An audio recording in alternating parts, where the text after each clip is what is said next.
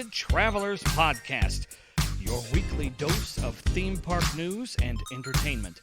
And now, here to talk all things coasters, theme parks, and even more, here are your hosts, Jack Lathrop and Chris Jones. Hello, everybody, and welcome back to this week's episode of the Twisted Travelers Podcast. I am Chris, and as always, I am joined by my co-host, Jack. Jack, how you doing? I am doing really good. How are you doing? I am doing just fine, ready to get into this week's episode. We got some exciting stuff, very short news, some more ride of the week, a little off topic, listener questions, and we'll hit you with a little bit of a list. So we haven't done one of those in a while.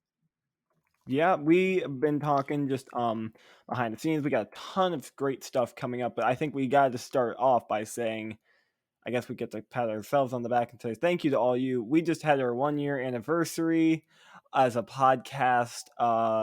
Yeah, it's been a very exciting year for us. We've done a lot more in a year than we ever expected to. So I know I speak for both of us when I say thank you for listening to us do this crazy thing every week. And we hope you'll stick around for the next year. If you're an OG listener, obviously we appreciate you so much. If you're new, we're glad you're here. We hope you stick around. Happy You've 1 got year to us. Yeah, you got like 50 or getting close to 50 episodes to keep yourself entertained now. So have fun. Yeah. We love doing it. Okay. Let's jump into news. Or before we jump in, Patreon. We're gonna do that. Are we doing it at the beginning or the end? We haven't made up our minds on this at all. I guess we're doing it at the beginning. We're doing it at the beginning now. So. Okay. Shout out to all of our patrons: Jaden from Peninsula of Thrills, also Bryant from Coaster 365, and Graham from the Magical Thrills. Thank you guys so much. Patreon and Grant. Don't forget Grant. And Grant. Yes, and Grant. And Grant, I apologize. I did not see that you had joined our Patreon, or I would have brought you your membership card yesterday. But speaking of membership cards, if you want to join our Patreon, I know I said end of March, but I'm going to be nice and say end of April. So join our membership join at any level by the end of April. You will get a Twisted Travelers membership card of the correct tier. Yeah. It's going to be awesome. Right? Okay. Now I think it's time to jump in. Okay. We'll start. I'll do this one since it's, home. As much as I've been trying to avoid putting Dollywood in shows recently because we talk about Dollywood way too much, this one can't be overlooked because Dollywood is the first park, to my knowledge, to step back on their mask policy in certain areas. So Dollywood announced today that starting today, temperature checks are no longer a thing. So I guess I got to have my temperature taken for the last ever time yesterday at Dollywood. And 2 is that while you're in the park on the pathways and the midways, as long as you can be 6 feet away from other parties, you do not have to wear a mask. They are asking that you still wear a mask in queue lines while on rides and in shows. The only exceptions being when you're eating or drinking something. Yeah. So I kind of see why Tennessee did this. Tennessee has done actually a pretty decent job in the last couple of weeks of rolling the vaccine out. And Dollywood is kind of eager to get back to normal just so they can continue their money laundering printing scheme they've got going on right now. But I also, almost part of me is I think it's still a little too soon. You should have just left the policies in place till summer and let it ride. Yeah. So what are your thoughts? Well, with the vaccine rolling out, things are obviously getting a little bit better, and I think it's good that some place kind of put it out there hey, maybe it's an idea that some places should start thinking to bring things back. Not saying that it's perfect timing, but I think it's at least okay to get places to start thinking about it. But yeah, probably a little early. Yeah, it felt a little premature, but they're thinking about this from a business plan too, because they're wanting to do this now because they know they can use it as a selling point for Flower and Food Festival. It's like, come join Flower and Food Festival and you can get your picture taken and not have to worry about masks. And they're going to use this as a selling point, I guarantee you. But the other thing I got to just say, there's already I love my state. But we're a little out there sometimes, and when people tell us to do things, we usually don't listen to people telling us to do things. So it's not like a lot of people were wearing masks on the midways, anyways. So might as well just get rid of that rule. Right, that's the other thing. But it's gonna be interesting. I will definitely keep a close eye on local news and talking with my friends that actually work at the park, and we'll try to keep a close eye on it and maybe report back if anything interesting develops with this and if it lasts. Because part of me thinks it's gonna last like a week, and something's gonna happen. They're like, nope, we're bringing it back. So yeah, we'll see how it goes. But interesting move to say the least. Okay, this one's your turn. Okay, Velocicoaster is going to open on June 10th, so all the bloggers are going to show up, get some footage of the ride, get some footage of themselves in front of the ride, and then leave. Probably not even ride it, just kind of cover the day. They don't really care about the attraction. They just want to be the first to upload the video. No, I'm kidding. But Velocicoaster is opening June 10th. I'm excited. I know I will not be home for it, so I'm hoping to ride it for soft opening. I will not be able to go either because Jack's going to right a wrong, hopefully, but we'll talk about that at the end of the show. Yeah.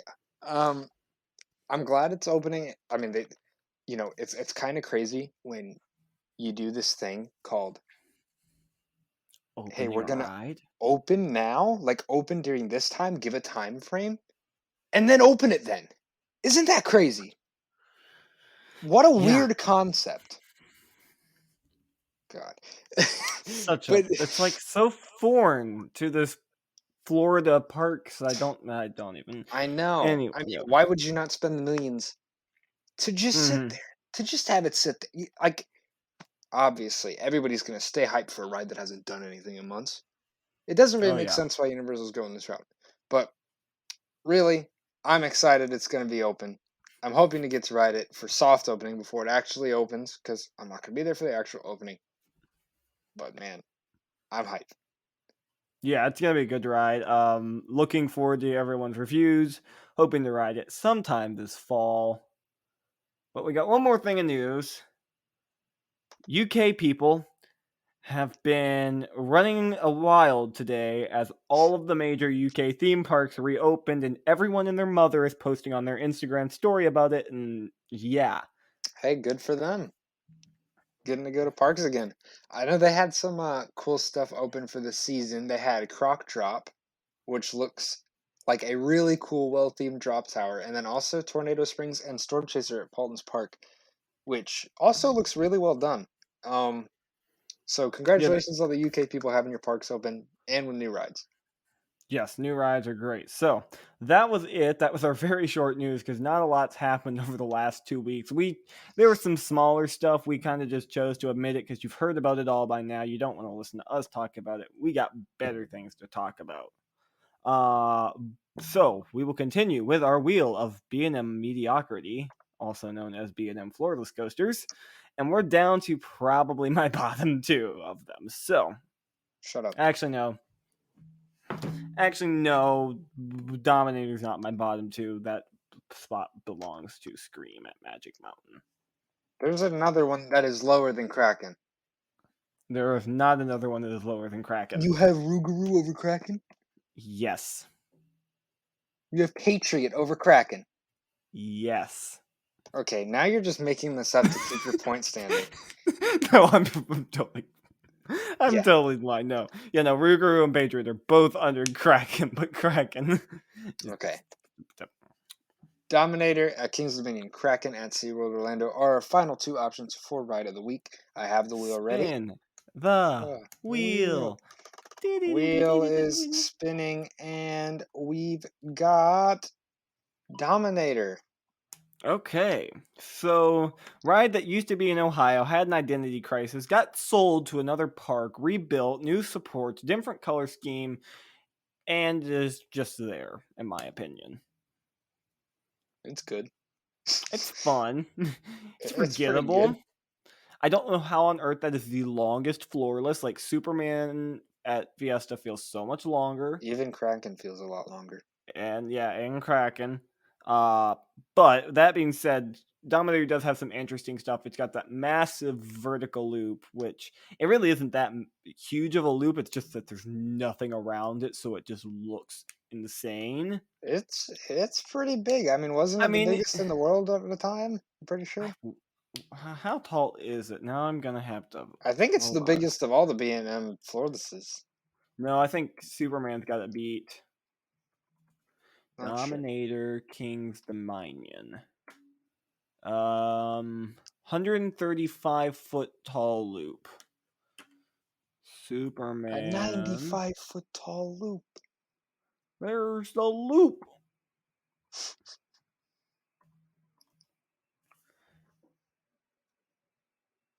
It does not say how tall Superman's loop I'm is, but I pretty want. sure Dominator's is the biggest. No, I think Superman, Krypton, coaster loop height. Should have done a research.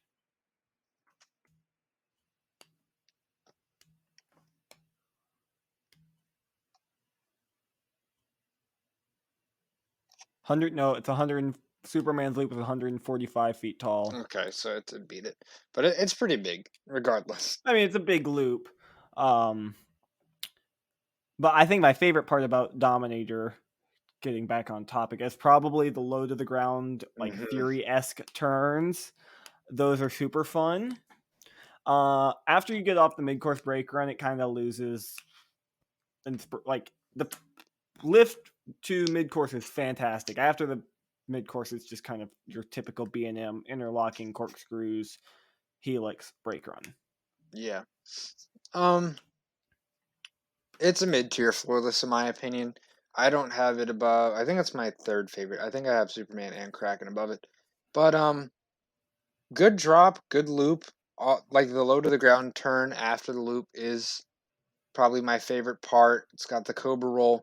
It's a good ride and a solid number 3 at King's Dominion. Good supporting coaster. I'm a fan. I only got one ride on it, but I like it. I think I've ridden it maybe 2 or 3 times. It's a fun ride. It's nothing crazy. I'm not writing home about it. I'm not going to go nuts posting about it on Twitter or Instagram, but it's a fun ride. It's also a very pretty ride. Yeah. That's pretty much all I have to say about Dominator. Just it's a ride. I'm kind of looking forward to getting a re-ride on it this summer. But I can guarantee you I will be spending most of my time riding Twisted Timbers and Intimidator 305. Yeah, same. And Grizzly, because Jack has an obsession with Grizzly because it's a good ride. We're gonna talk about Grizzly later, but yeah, Dominator. Another thing that I like about it is you get to walk along literally the whole layout back near Planet Snoopy or Camp Snoopy or whatever they have at Kings Dominion. But yeah, it's a solid ride. Feels like you can walk around it, but it feels a little out of place, just kind of plopped in the front there. There's not a whole lot of landscaping around it or anything, so they could improve there. But the ride itself, definitely enjoyable. Good floorless, good supporting coaster, and I think that'll do it. Yeah, I agree. So there's Dominator. We'll be back next week to finish off Wheel of B&M Mediocrity with my love-hate relationship with Kraken. Mostly hate. He's wrong. He's wrong. Hey, we both have hot takes. Mine just happen to be hotter. You see, okay, this chemistry, like between us, as far as the podcast goes, works out perfectly because you're the hot take guy, and I'm the guy who just destroys people in debates. So you get to use your hot takes against my debates. You get what I'm saying? Which usually results in something entertaining happening. So, And you lose it. You're not going to change my opinion on Kraken. I'm just telling you that right now. The only thing Oh, that will when you change my come back. opinion on Kraken is me rewriting it. We'll get to that later, though. So, off topic, because, I did the thing and Chris done some things, so we want to talk about it. So, do you want to start this week? Sure, I will start. Okay, first off, get it out of the way, because every single week, as far as off topic, is the same thing with Bucs stuff. We signed Giovanni Bernard today. That makes me pretty excited. We need a guy with a mustache like that on the team, okay? But the main That's why you're excited about it. No, he's No. good. He's good too. No, But don't lie to me. It's all about the mustache. have you seen it? Hold on. Yes. Hold on. You're gonna show me a picture, even though I have, but still, I'll show You have? Just send the picture, just so I can. Let me find it. This is just gonna turn into a Bucs podcast at some point. I'm warning you all now. Like, yeah. I'm sending it to you.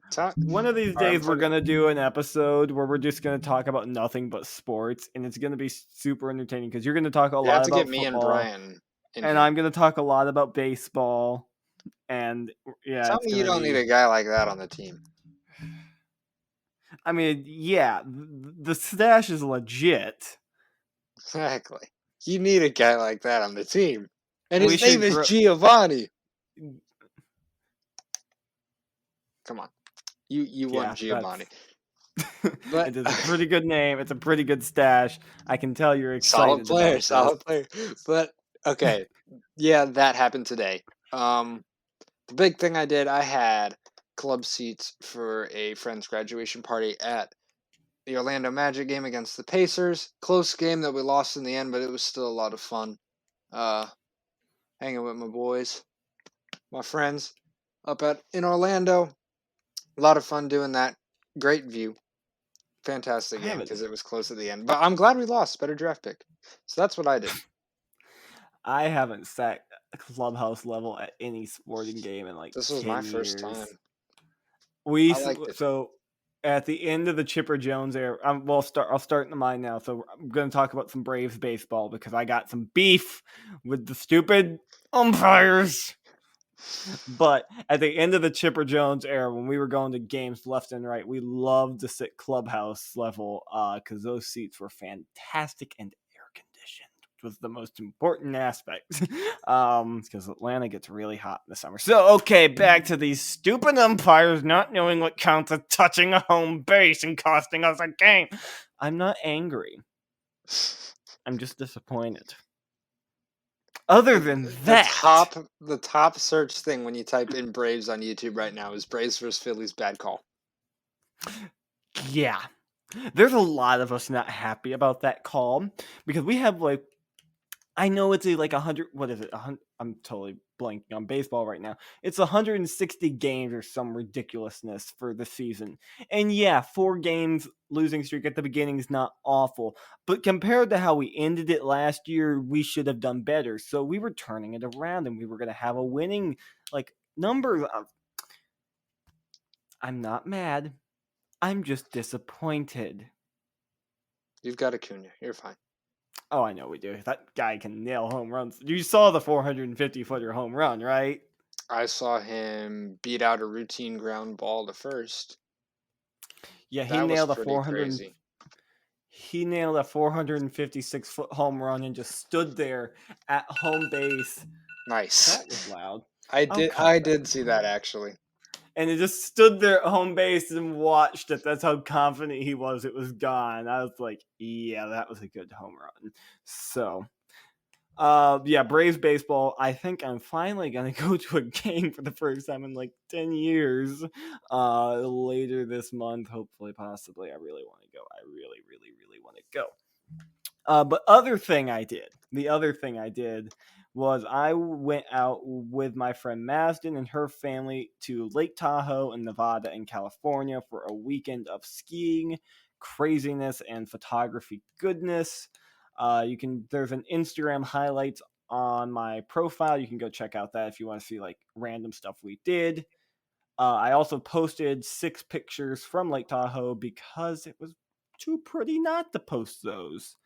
Lake Tahoe, though, is fantastic. I still have pain in parts of my body from skiing. My body is, hitting ice going 50 miles an hour and falling on it when you're wearing nothing but a t-shirt hurts. That's the lesson I was learned. Also, watching one of my friends run over a stump and go head over heels 50 feet down a mountain, very entertaining. Other than that, Lake Tahoe was great. See, this is why you're a terrible person.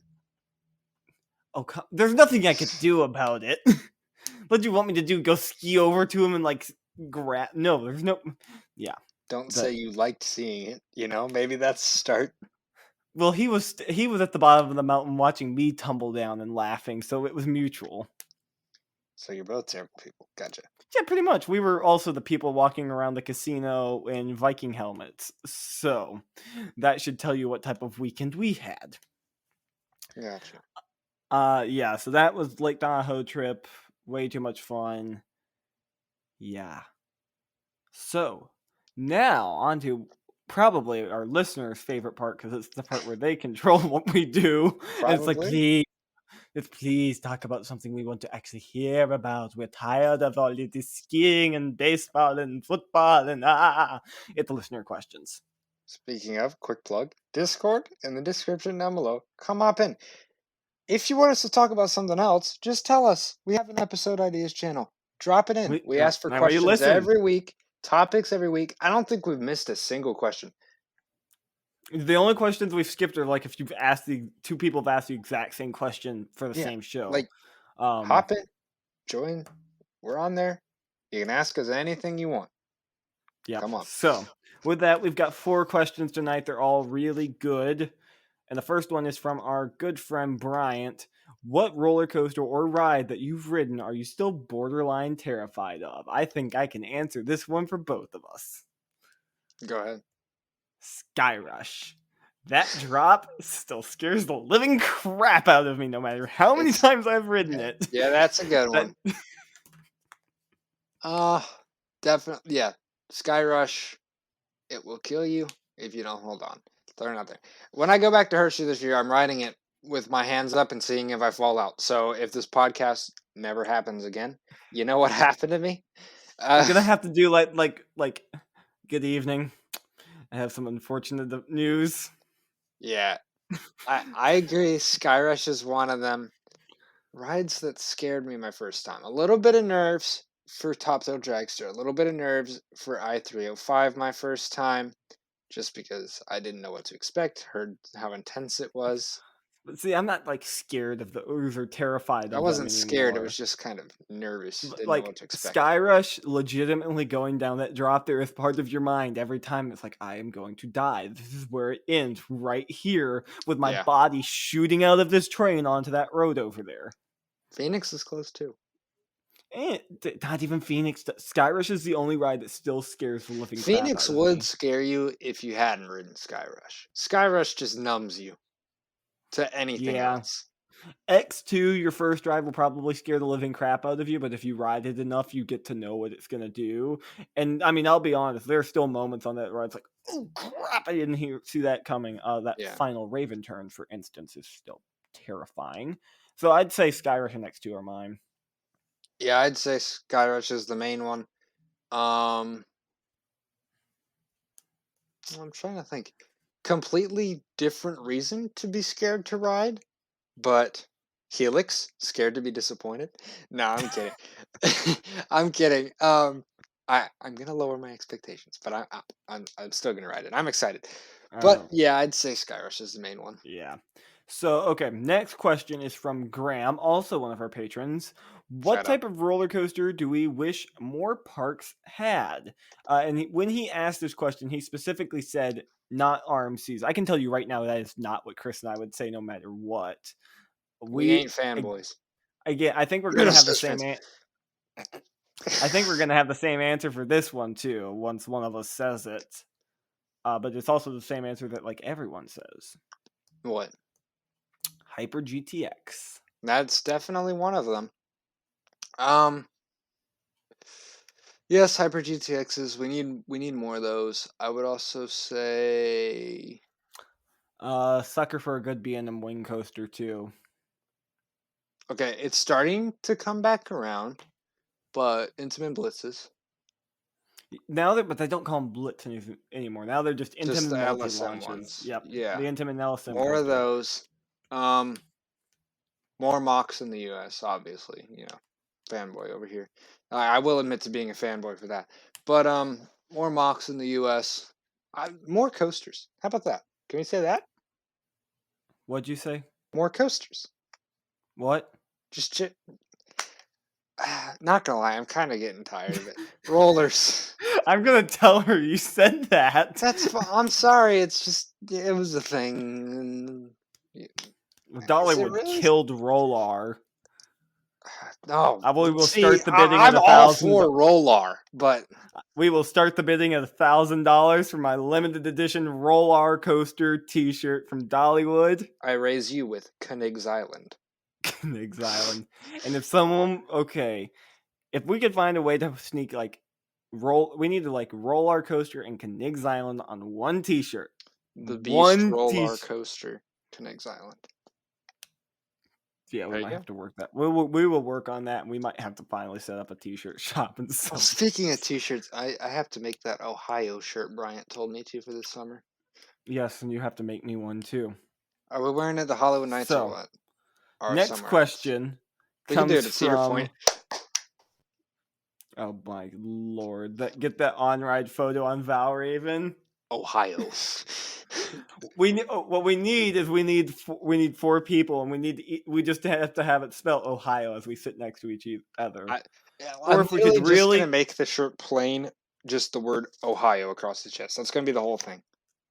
I have the best on-ride Valraven photo idea ever. We need 8 people. Oh no. We will talk about this later.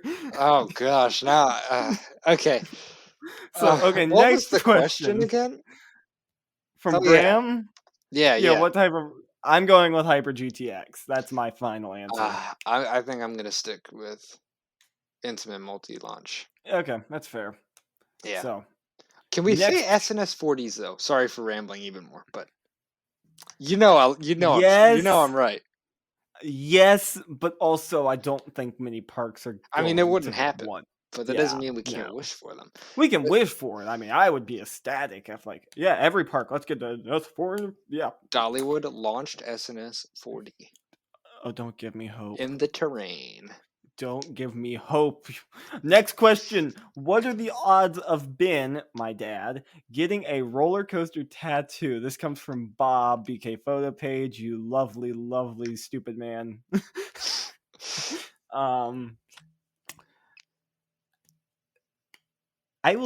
Here's the deal. I put this in our Discord. If one of you can talk him into getting a roller coaster tattoo, I will give you $100. You are not going to talk him into it.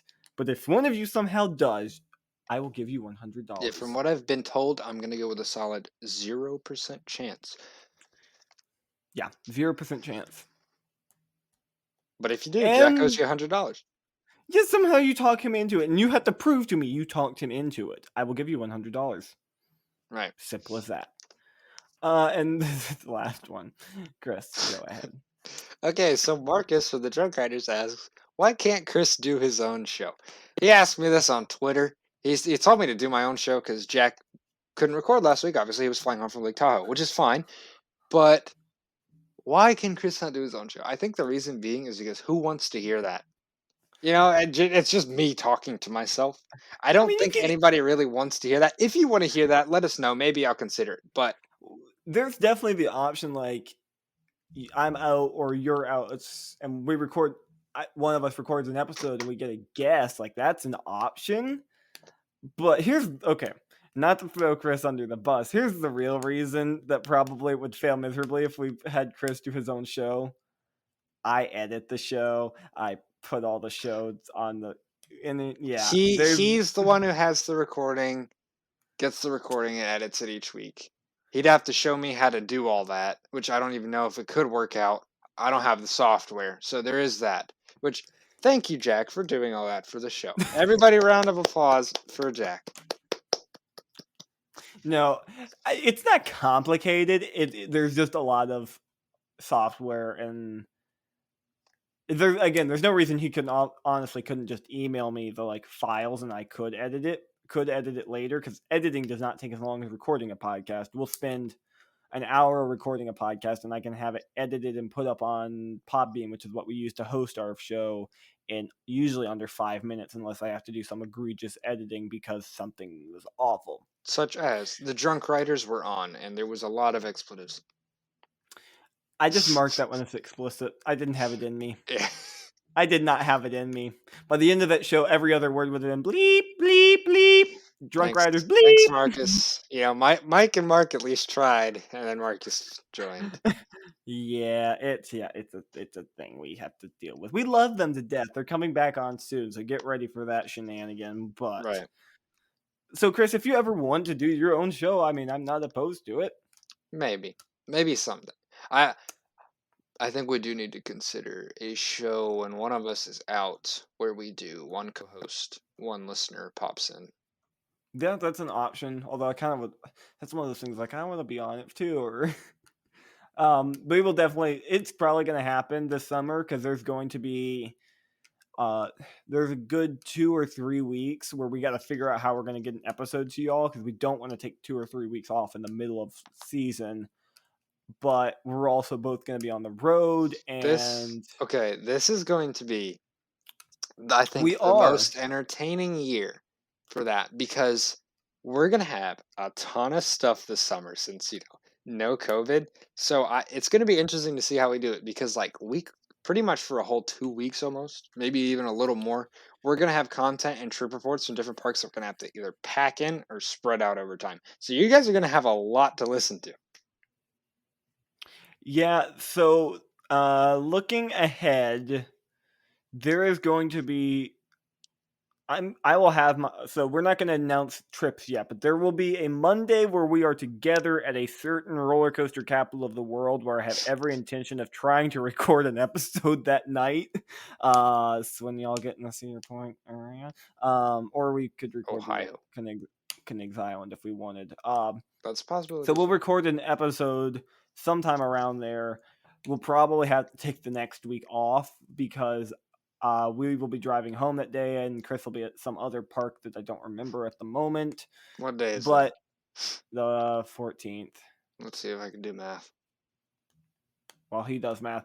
To basically put it short, we want to try to get y'all as many episodes as possible this season, but there's going to be some time off. Day, I think. Yeah, that's probably it'll be hard to make an episode work. But anyway, back to the point. There are days like that where it's just almost impossible for both of us to sit down and record. And then, like in the case of last week, I actually got home earlier than expected, thanks to the amazing people at American Airlines for getting me on a different flight. But I was pretty darn tired, and then I stayed up till like 2 a.m. watching movies, but we're not going to talk about that. Either way, you guys are going to have a lot of trip reports and a lot of reviews packed in for you to listen to. Yeah, so get ready. This summer's going to be a good summer. Yep. So, okay, that was listener questions this week. Again, you got a question for us, join our Discord, add us on Twitter, let us know the question. We love to answer them. It gives us some great ideas. We've got one. Graham gave us a question that was actually so good, we're going to promote it to a full-on second half of the show one of these days. We just had it. There's just enough this week where I didn't want to put it on, so we will do that question soon, Graham, I promise. Thank you, Graham. Okay. Let's head into the second half of the show. So, we haven't done a list in a while. We figured it's about time we do a little bit of a ranking list. And we decided on the top 10 rides we need to re-ride. So yeah, you all listen to the podcast, and you probably follow me on Twitter and Instagram. You know I got some hot takes. You know a lot of that is because I've gotten bad rides on stuff, and so a lot of this stuff you're going to see on my list is stuff that I had a bad ride on and don't have a great opinion of. Chris's list is kind of similar. He doesn't have as many hot takes as I do. So I've got a couple packed in there, but there's a couple we just like disagree on, like the one you just typed that I'm highlighting. That's why it's on the list, Jack. I know. I'm proud of you for putting it on the list. So I'll kick this off while Yes. I'll kick this off with words are hard, people. Starting this off, so the criteria for me to get on this list was it had to be a ride that I rode and either don't remember well or remember saying that was not as good as I thought it would be. So that narrows it down because there's not many roller coasters that I expected to like that I didn't. And then there's a couple on here that are like, it's good, don't remember it. And I got cheated out of re-rides on it. So my first one is Leviathan at Canada's Wonderland. I got 2 rides on it. I have a front row and a back row. There was so much credit hunting and running around the park the 2 days we were there, or the like day and a half we were there. I barely remember the ride. I just kind of remember it was there and it didn't feel like it had a ton of force or did a lot. I've talked to people that have ridden it more recently and they're like, yeah, it's a lot better than it was. So I kind of want to get back on it because it's B&M Giga. Why wouldn't you want to get back on it? So Leviathan, that's my first. That's number 10 for me. These are in an order, like until we get down to like my 1 and 2. That doesn't matter about the order though. Haven't ridden it, but it looks pretty solid. So I'll be interested once I do ride it to compare opinions. All right, my number 10. I put this one at number 10, even though it's one I probably need to re-ride most on this list, like the one. But I put it at number 10 just because it's a true given. And that's Mindbender at Six Flags Over Georgia. I have not ridden it since I was like cheated. I haven't ridden it since I was like 6 or 7 years old. That's why it's the given. I have the credit. I don't remember literally anything about it though. Let's see. First time I went credit hunting, because this was my first time at Over Georgia where I was tall enough to ride stuff and I was an enthusiast. Super long line. Chose to ride Batman instead, which is fine. They're Batman, as you heard us rave. It is incredible. It's fantastic. Next time I went, closer weather. Next time I went, which was this year, obviously it's being reprofiled. So I have gone 3 times in the last like 4 years. Have not gotten to ride Mindbender. Definitely need to, obviously. But maybe next year. It's been since 2017 since I've gotten to ride it too, but I remember it and I know how amazing it is, so I couldn't put it on this list, but I agree. It's a ride I'm very much looking forward to getting back on when they get it reopened this year. So. I agree. Okay, number 9, another ride at Canada's Wonderland, Behemoth. Pretty much the exact same reasons as Leviathan. So much credit hunting. Only got 2 or 3 rides in on it. Just need some re-rides because I remember it was good, but I've also ridden a ton of other hypercoasters since then. I want to remember if it's as good as I thought it was when I first rode it. Feel you. Another ride. Obviously, I haven't ridden it because it's at the same park as Leviathan. No idea what I'm gonna think. I think if you listen to this podcast enough, you know my opinions on the staggered trains. So I'd be interested. But it looks like it has a solid layout. We'd see how it goes. All right, my number 9. My opinion right now on it, in the words of Marcus Johnson, it's hot garbage. And that is Mamba at Worlds of Fun. Listen, it's just when it's I rode a monorail. Yeah, straight up boring. Didn't do anything. There was like one good moment, and it was the Helix. Okay, I want to go back on a day when it's not trimmed, hardly at all. Maybe I'll end up liking it more. Maybe not. No way it beats Steel Eel though. But I hope to rewrite it and get a better ride someday, so that it can bump up and maybe out of the hundreds in my rankings. Not a fan at all last time I rode, and I know you agree. Yeah, it kills me too because I've ridden Steel Force, which is its cooler, better brother, and Steel Force has some legit airtime and force to it. And so going to Mamba, it's like, yeah, it's gonna be another Steel Force. It's like, oh no, that was not another Steel Force. This gives me hope for Steel Force. I hope it's as good as it was in 2018. I remember it being fantastic, but I also had only ridden like 120 rides at that point. So, gotcha. Okay, number 8 for me is a ride that I had decently good hype for, and just kind of walked away disappointed because it didn't do everything I expected it to, and that's Tatsu at Six Flags Magic Mountain. The pretzel loop is legit. It is insane. It is intense. The rest of that ride just felt like meandering to me, which is the disappointment. especially after it was only 3 or 4 months later, rode Manta, and Manta doesn't feel like it meanders. Manta. Mienta. Manta. Mienta. Can you tell I've been mocking my cat a bit today? Yes. Manta doesn't feel like it wanders. It hits you with the positives and the twist. It just keeps going. Whereas I feel like Tatsu's like, oh yeah, we're gonna turn here, we're gonna turn here, we're gonna turn here. Murder! Turn, brake run. Got you. Definitely a ride that I'm keeping my expectations low for because of what you said. I do agree. Manta is amazing. So I can definitely see it still being my favorite flyer after I ride Tatsu. But I could very easily see Tatsu beating it out as well just for that pretzel loop. And maybe it runs a little bit faster. Who knows? But I can see it. Number 8 for me is a ride that has been referenced twice on the show already today, and that is Grizzly at King's Dominion. Wasn't a fan last time. Thought it was just a rough wooden coaster. But looking back, now that I think about it, it does seem, if I can go in expecting the roughness this time, a little bit more like my type of ride considering the location. I hope to ride it at night if King's Dominion's open late enough when I'm there.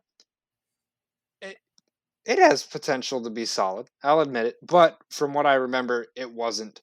I hope that changes, though. Yeah, it's by no means world's greatest roller coaster, but I just remember having a ton of fun on it because it had some great just jackhammer ejector moments, which is something I love in a wooden roller coaster. Got you. So, okay, number 7 is the ride that I keep making fun of every week during a ride of the week. It's Kraken at SeaWorld Orlando. The layout is there, the potential is there, but I got off with a massive headache and it left me just not feeling that ride. And ever since then, I just really haven't cared for it because Mako is right there and it's so much better. And Manta is right there and it's so much better. And Kraken just gave me a headache. But is Journey to So that's Atlantis my. better? Because it's really right there. It's really right there. I mean, Mako's really right there when you're out in the Immelman, but or is it a dive loop? I don't even remember the layout. I just remember it had potential, and I didn't care for it. Journey to, it's hard to compare Journey to the B&Ms are so easy to compare because it's like, okay, Mako, no headache. Manta, no headache. Kraken, headache. Journey to Atlantis is Journey to Atlantis. But I need to re-ride Kraken. Maybe not right after it's reopened from being down for weather and we had the train to ourselves and it was shuffling the whole, didn't have the best like Also, weather conditions for a ride on Kraken. We'll ride in row 3 because for some reason that row's smoother than all the others. So maybe you'll have a better opinion. But yeah. Okay. Number 7 is a ride that has been controversy for the last couple weeks, and that's Magnum XL200 at Cedar Point. Now, I have ridden Magnum 3 times on 2 different days, and I thought that it was a good ride that gave some decent airtime, and it threw you around. Now, the reason I put it on here is because of all the people who do fanboy over it. We know some of those. And maybe they're right. You never know. I'm going to give it another chance. Maybe I'll end up thinking it's some top 15 coaster. Doubt it, but maybe I'll end up liking it a little bit more. Yeah, the Magnum's a good ride. I've had like one ride that really sticks out in my mind. It's like that's my best Magnum ride. And it was like a front row trimless ride. Got lucky the trim just didn't fire that ride. It's like, oh, that's what it can do. But yeah, Magnum's a good ride. Definitely looking forward to re-riding it this summer. So, okay, next one for me is Matterhorn bobsleds at Disneyland. Loved Matterhorn, but I'd only got one side of it, so I need a re-ride so I can get the other credit. But also, I need a re-ride because there was so much to take in, and we only got one ride on it. So this one is actually like a positive. Like I want to re-ride this because it was so good, and I loved every moment of that ride. My favorite thing about it is that since it's like on the National Registry of Historic Places, they can't modify it much, which means it still has 1950s clearance, which means you can just put your hands out and run it across the ceiling. That is what you call old school fun. I was like, I just had my hands up like this, and they just got slapped back as we went into the mountain. I was like, oh That's my great. god, yeah. So Matterhorn is one of those rides that I actually want to ride because I loved it way too much. Got you. That is another ride I haven't ridden, but obviously really want to. I mean, I've grown up with Disney. Want to get out to land. Want to ride it. It looks very fun. Like for being the first steel tubular roller coaster, I don't think they could have done a better job. Really, they just made a really fun looking ride. But number 6 for me, I'm gonna go with Storm Chaser at Kentucky Kingdom. Now this is a ride that people rave about constantly. Like there is so many people who put this in like their top 5 RMCs and say it's got some of the strongest airtime there is. We rode it like what 6 or 7 times, and I didn't really feel it. It was a really good ride, but I didn't think it was Twisted Timber's lightning rod level airtime. So I definitely want to I rewrite it agree. this year at Keys to the Kingdom, see if it's running a little bit faster. Maybe my opinion changes. Yeah, it's one of those rides I've never quite. Okay, so the first day we rode it, it was. I thought the first time I ever rode it, I thought was really good. That day I rode it with you, I was like, it's okay. It's not as good as it was yesterday. Keys to the Kingdom this past year, I was like, why am I wasting my time when Lightning Rotten is in this park? Lightning Rod is so So much better. yeah, I'm kind of looking forward to rewriting it too. But it's one of those rides like I know what it could do, so yeah. You've So ridden it a ton now. I mean, you've been twice. We rode it 6 or 7 times in just the day I was there, and mhm. we both My dad agree and I that rode it it 6 is or not 7 as good times the as the day others. before that. I rode it 6 or 7. I probably ridden it 30 times now. Yeah. So you've got a feel for that ride, and we Mhm. both agree. So, okay, here's a ride we both definitely need to re-ride on, but my opinion was drastically different from Chris's, even though we were sitting right next to each other. It's Candemonium at Hershey Park. I just, it's so close to what Mako, like the layout looks so close to what Mako is. I walked in, I was like, okay, I'm expecting Mako, and I got off, and I was like, that is not Mako. That did not have the airtime that I was expecting it to have. I don't like Mako. We've got the video. We have video evidence of us literally flying out of our seats, smacking into each other. And Candemonium, I was like, oh, this is floaty. This is nice. But why am I not being death ejected like I was on Mako? There was a couple moments where it was pretty good ejector. It was not The as much, but the speed hill was nice, and the finale was fun. I just felt like the airtime was very underwhelming, which was my issue with it. Again, because I was comparing it to Mako. Ride it again, I'm not going to compare it to Mako. It's going to get yep, compared to a ride like I was comparing it to Diamondback. Intimidator. And yeah. Yeah, the first Camelback, not Mako's first Camelback, but it's a good Camelback.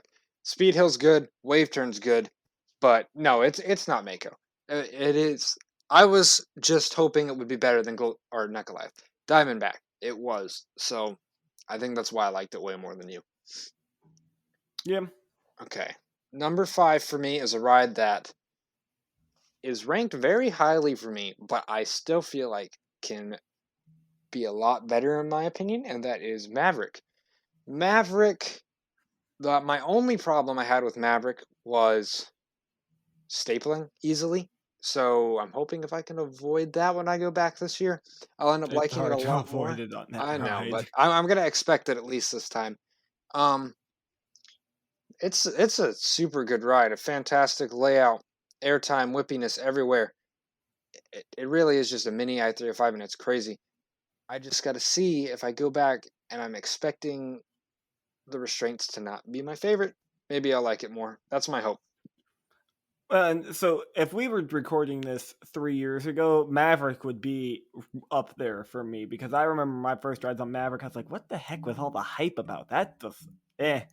And then my dad and I in 2019, we had like the golden like opportunity at Cedar Point where we had like 5 hours at the park, and it was like middle of July, and the park was dead for some reason.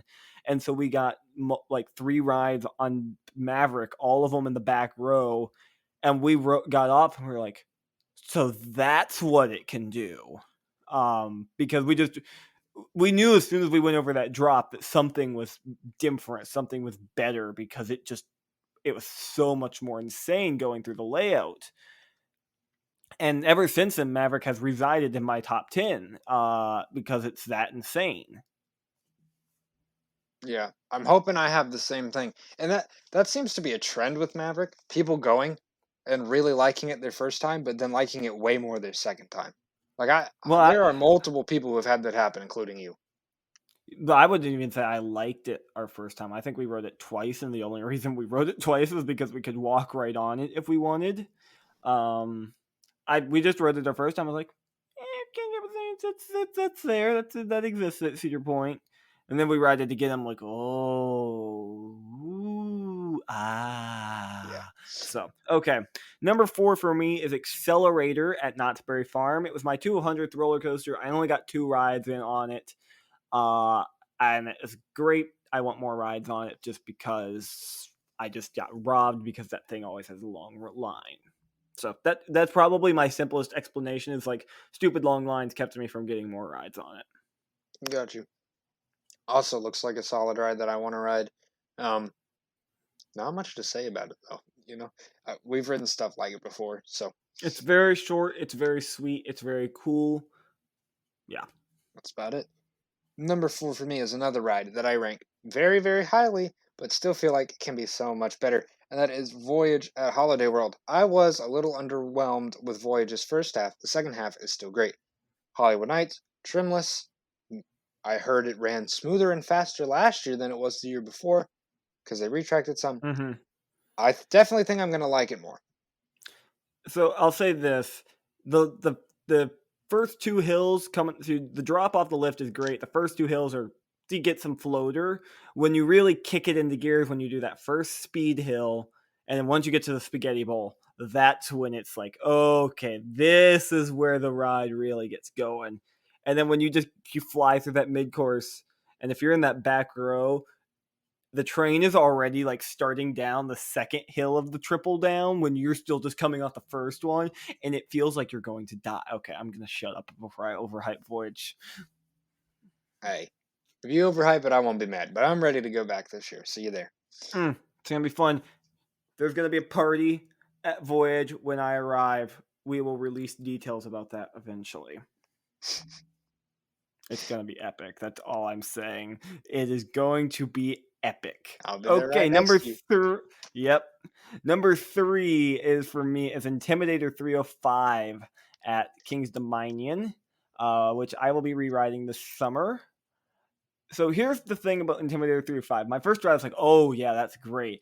Then my dad and I made the mistake of like full on marathoning it, just running laps on it. And we both had, it kind of goes back to that crack. And there's one thing that will ruin my opinion on a ride like that. It is getting a bad headache from a ride, because I already just get random headaches and stuff from my allergies. I'm sick of them. I want to go to a theme park and not get a headache. And so when I get off a roller coaster and have a headache, I'm like, oh, nope, don't like you. And that is exactly what I-305 did to me. And that is why I do not care for it right now. Yeah, you're going to ride it again this year. Learn your lesson. Not ride it over and over again. Just Oh ride yeah, it there will be sporadically throughout the day. photography. And you're going to There like it will a be- lot more. Oh, I'm sure, but there's going to be photography breaks, and yeah, it's going to be. I'm looking forward to riding Intimidator 305 again. Gotcha. All right. Number 3 for me is Alpengeist at Busch Gardens, Williamsburg. This is a really good invert, although I don't remember it being any Montu or Banshee-like invert. But people raved about it a lot this past year. They said that it was like the best. Yeah, a lot of people were the only ride open, but I mean, a lot of people were saying that it was their favorite invert now. So I want to rewrite it. I only got 1 ride on it just because it was super long lines the day I was at Busch Gardens, Williamsburg. But it could definitely jump up. I can see it. Yeah, it's actually a ride that's been pretty decently high on my bucket list. It's one of the rides I'm currently considering for 300. So I'm looking forward to getting on Alpe this year. So, okay. Number 2 for me is Steel Vengeance at Cedar Point. When I first rode this ride in 2018, it was my 100th roller coaster. It was like immediately, I think I put it at my number 1. It stayed in my top 5 through 2018 into 2019. And then we rewrote it in 2019, and I got off of it, and I was like, that doesn't have as crazy airtime or intensity or pacing as I remember it having. Maybe it was just a fluke. I'll ride it again tomorrow morning. Rode it again the next morning. Nope. Definitely not as good as I remember it. And I know it was an early morning ride, but those are the two rides it's getting judged off of. And so since then, it has plummeted from my top 5 to like number 40 because I've just ridden so many other roller coasters. I'm like, yeah, that's a better experience. I had a better ride on it. Just overall have more fun. It's suffering from that. I know it can be better. And that I've talked about that a lot this year with lightning rods so far. Like a couple of my rides early on, I was like, that's kind of disappointing. And it's the reason I'm being so harsh on it because I know you can do better than this. Yep. Same with Steel Vengeance. I know it could be better. Very much looking forward to some re-rides on it this year. Right. Steel Vengeance. Man, I'm trying to think what to say. How about you just wait until you talk about it in like 45 seconds or something? That's what I was thinking. Number 2 for me is Diamondback at Kings Island. So obviously this has kind of been a running thing, Diamondback and Mako. I just enjoy watching you and my dad bicker. It makes me laugh. Listen, it's a good ride. It's got a pretty good first half. It's not a Mako first half. Second half, though, day I was there, trims hit so hard. Like, okay, I was an early on enthusiast, and I knew what trims were, but I had never really thought that they were a big deal because I had never ridden a coaster where I felt the trims hit and thought, wow, that really affected the ride experience. And Diamondback was my first time riding a ride where I hit the trims and I thought, man, that sucked. Because it hit and I was like, wow, we are crawling now. And then we hit the mid-course and all of the trims hit and I'm like, well, that killed off anything it had. So the second half basically did nothing for me. Yeah, you rode it on such a bad day. See, I hope to Lord in heaven it is running good when we ride it in June. I hope so too. Definitely need to re-ride. I hope I like it more, but it's still not going to be a Mako. I mean, it's not Mako, but exactly, it's better than. Diamondback is one of those rides. I don't care what everyone else thinks. It's always going to be one of my favorite rides because my dad and I have a shared love for that thing. If I guarantee you, if I called him up here right now and said we can ride one ride at Kings Island, we would both say Diamondback. That is the ride we gravitate towards at that park. No matter what, it is Diamondback for us. Gotcha. So, okay, my number 1 is the one, the only El Toro at Six Flags Great Adventure. The most hot take of hot takes that I have ever publicly stated. It needs a re-ride, folks, and it's getting its re-ride on June 10th. I have put that on Twitter. I am saying it here. June 10th, 2021, El Toro gets its second chance. It gets its shot. And I'm telling you right now, if it blows this shot, it's never recovering. But if it survives, who knows? That's all I'm going to say. I'll be riding it this year. I'm excited. We'll see. The question that I have for Jack is, if it does not throw away its shot, then you're welcome. You're welcome. Thank you. Thank you. I only know that from you. But anyways, if it doesn't throw away its shot, will Jack publicly state it? Will Jack publicly state it, or will he keep the bit running just to keep clickbaiting you people? Just to keep exaggerating, to keep you all on his hot take side. Chris, that is a fantastic question. How about you tell the people about your number 1 and we don't talk about that? Okay. See, now you people know. No matter what he says, unless he says that it was great, you're not going to know his actual opinion. But number one for me. I mean, I accept bribes. Number 1 for me. Patreon.com/Twisted Travelers. Hey, good plug. Number 1, Steel Vengeance at Cedar Point. Now, No, it's in Vertigo. Don't let him lie to you. It's in Vertigo. Vertigo is trash and always will be trash. You are riding it. I do not care. I'm Well, forcing you onto fine. it. Take time out of your short morning at Kings Island to ride in Vertigo. I've ridden everything there like 100 times. I'm riding Orion. And missed. Well, I'm going to Diamondback first. I don't care. That's you fine. Can go, I'll go you get can my go ride on suffer Orion. an onion. Boy, it's a giga. Anyways, Steel Vengeance. This is less of a, I think it's going to be better than I expected, and more of a, I need to just get a general feel. I remember it being insane, super long, crazy good airtime, and an amazing finale, but there's so much going on.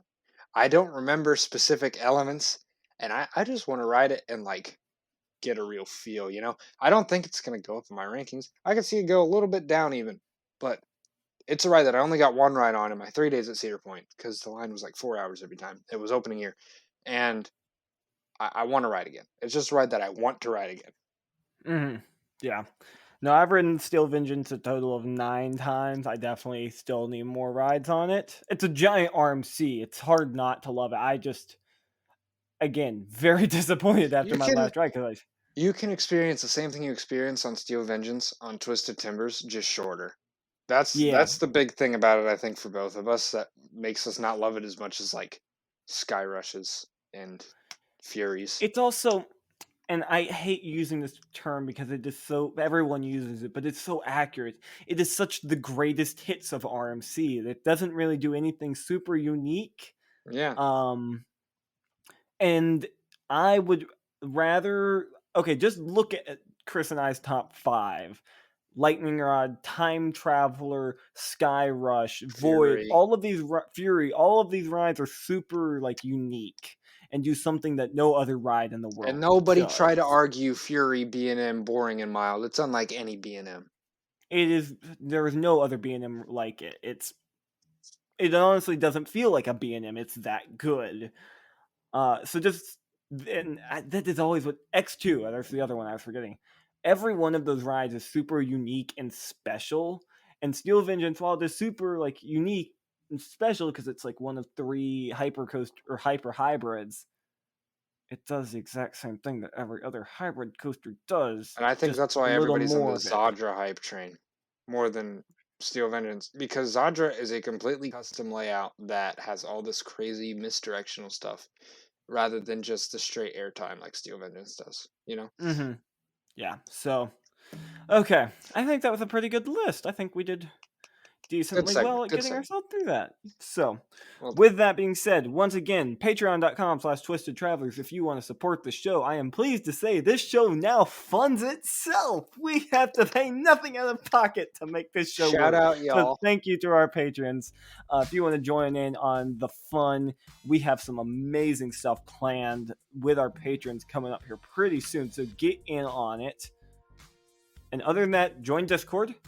And follow us on social media at twisted_travelers or _traveler on Instagram and at Twisted Traveler, but the R at the end is a 1 on Twitter. You can follow Chris on Instagram at Twisted Travelers Chris, and you can follow me on Twitter and Instagram at Thrilling Moment, and soon to be something else. Ooh. So, other than that, y'all have a good week. People. And try not to get yourself killed because, why not? Bye. Bye. Thanks for listening to the Twisted Travelers Podcast.